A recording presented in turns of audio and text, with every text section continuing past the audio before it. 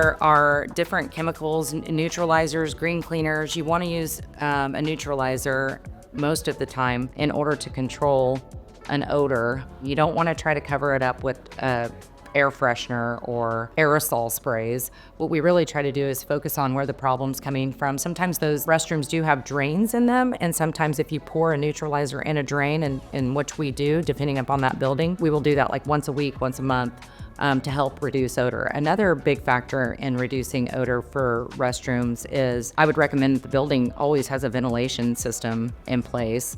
Airflow is important to help with those odors as well, is to hit high touch points to make sure they are neutralizing and hitting high touch places, whether that be a stall wall, a door handle, a light switch, just the high point touch areas that people utilize daily.